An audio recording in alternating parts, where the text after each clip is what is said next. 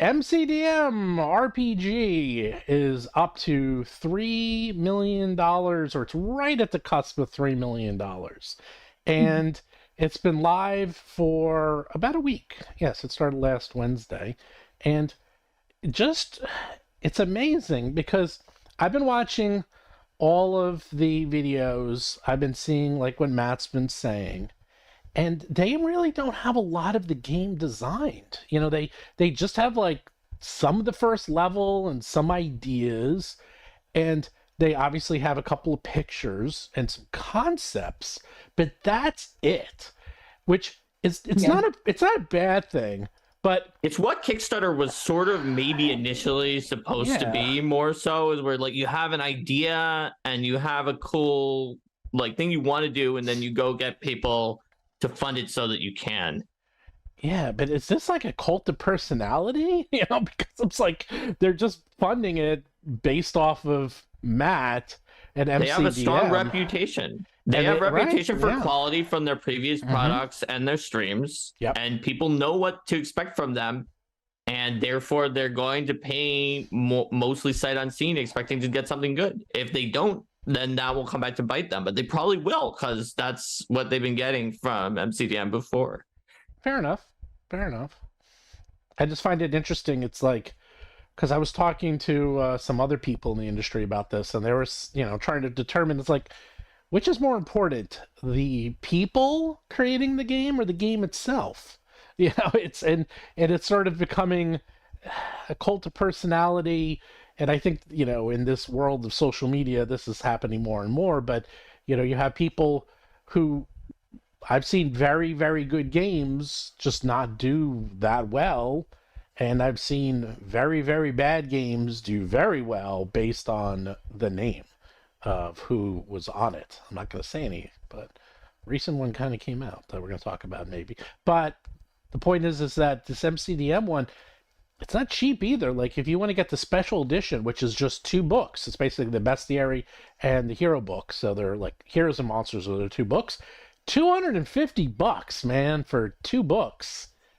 Damn. That's a lot of money for 2 books. Even I'm gonna say that's a lot. And then the 2 regular hardcovers, 135.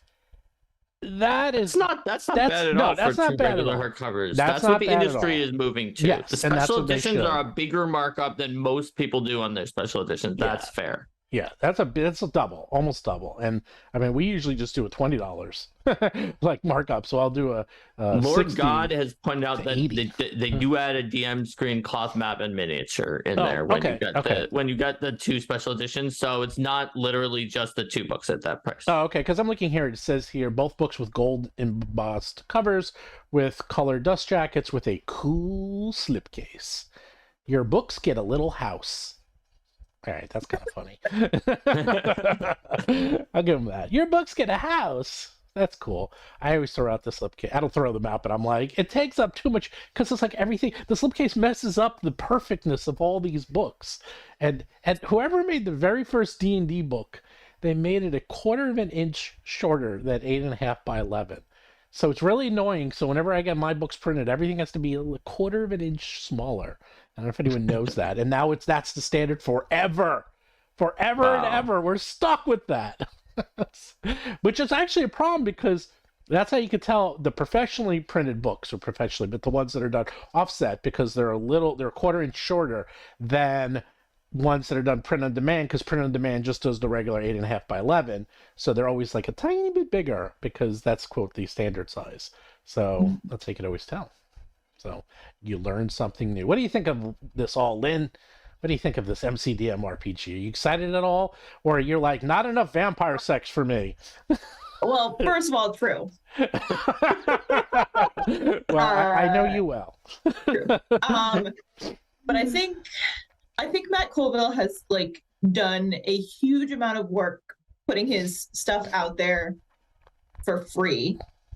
And has done so consistently, and has sort of been a huge proponent of 5e hacking, and has like published a ton of games. So I think that, like, while there might be a lot of cult of personality hype around his product, he also has like years and years worth of work to back it up. So I think that there definitely is occasionally a problem where it's just like, oh, someone's name is attached to this, even though it might not be the best game or it might not be their work in particular that's like interesting about the game. And it's successful. I think that this is an example of someone who has like been a staple in the industry for decades and has an audience both like online, offline, in newsletters. Like I would find it very personally hard to estimate the size of Matt Colville's audience at this point. I think it would just be really hard to. I can tell you how much it is right now. If you go to Backer Kit, he has 52,597 followers. Yeah, and I mean that's just on Backer Kit, right? That's and a like, lot. Yeah, that's a and lot.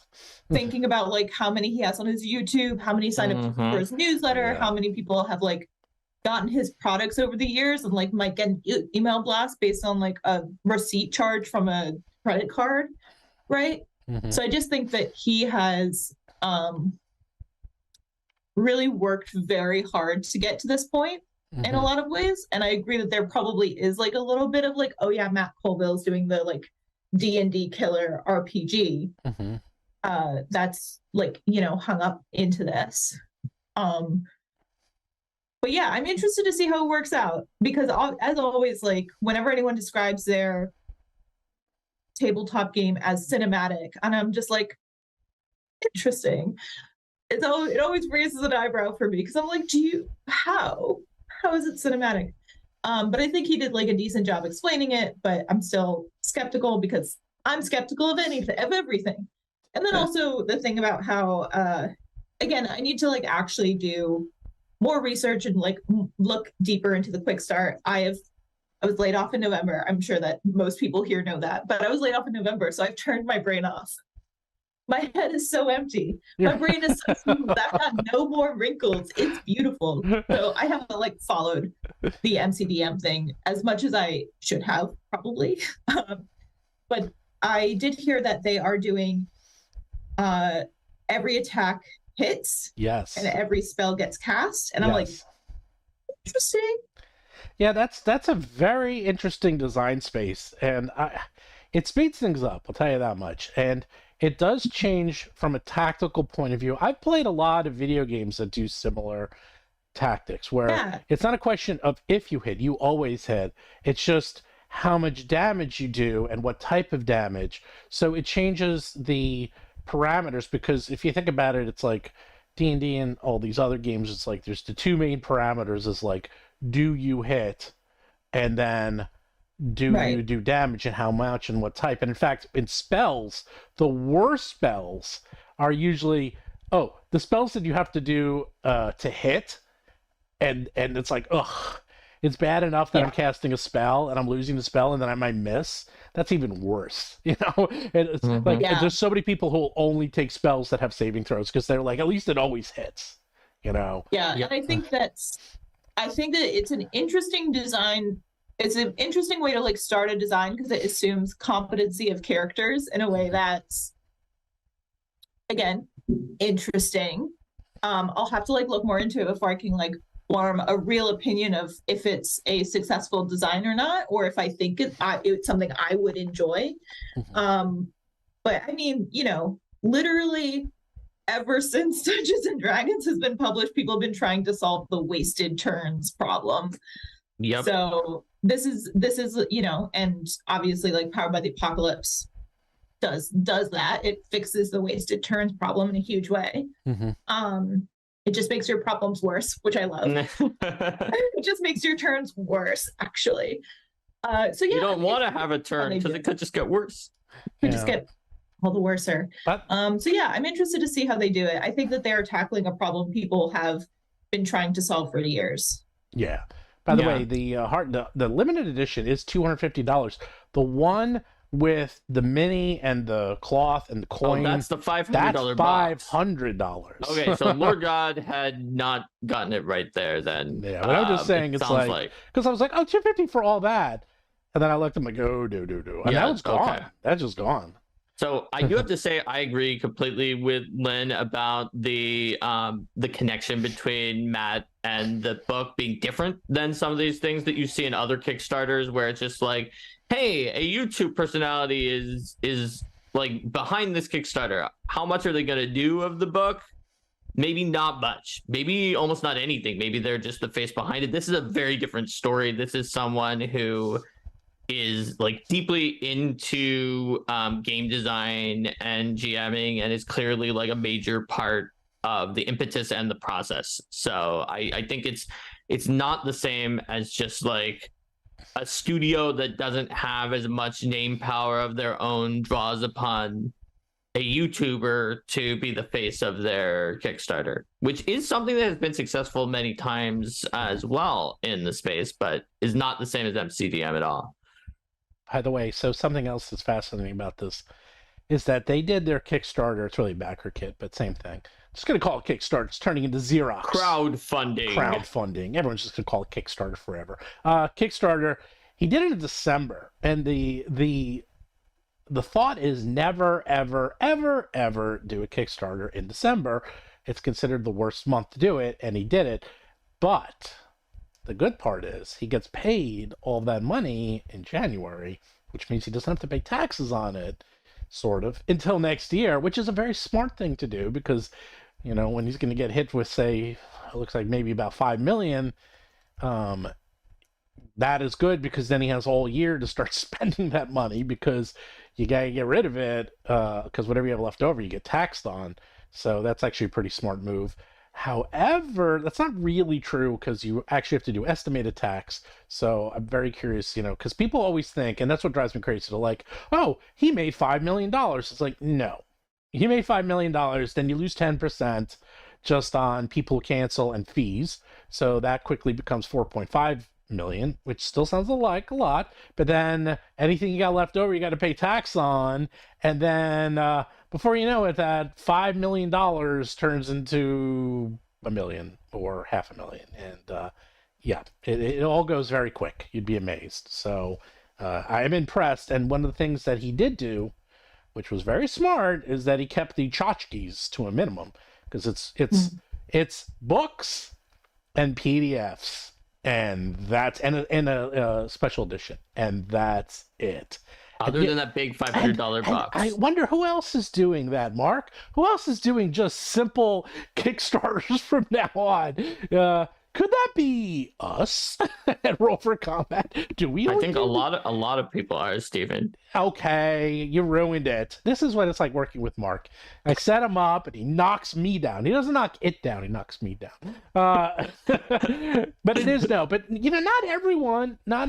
I'm not throwing It's true. shade. Some people are going way too big. They're getting a lot of money, but they're probably losing money. I saw a post today on some social media where people were saying that like the big numbers of sales are for vanity, where on a Kickstarter, whereas getting profit, that's for like actual being able to run what you're doing. Yeah, I mean, I think an interesting one to look at, which I'm trying to look up right now on another screen, is the Invisible Sun game. Yeah, Monty Cook Games. That thing is like, they're not making a penny on that thing. I mean, Jesus. But who cares? It's wonderful. I love it. Oh no, I like, love it too. But holy bonkers. crap, they're not making anything they have on that. like coins, and then they have like a statuette, cards, a cloth map, and I'm just like, the box alone is costing like $5 per box to make. It's just the assembly and it's a lot. Monty Cook is fully in his bag. I love it. I support it. I don't know how he's making money, but like, you know what? His little brain, whatever's going on in there, I'm really so thrilled. Well, here's another one that is so the is it the one? What's this one? The Enchanting Emporiums, the Seeker's Guide to Enchanting Emporiums, which is up to $450,000. You get, and I learned the wrong way to do this, you get at their tiers, oh my God, At their highest tier, you get a custom dice tower, you get a gold-plated D20, you get books, you get maps, you get magic cards, you get dice and flavors inside little jars. I actually know where they got those dice from because I'm literally setting out the exact same dice. Pens, more pens, yet more pens, a binder, a plushie, bookmarks, stickers, and a phone grip.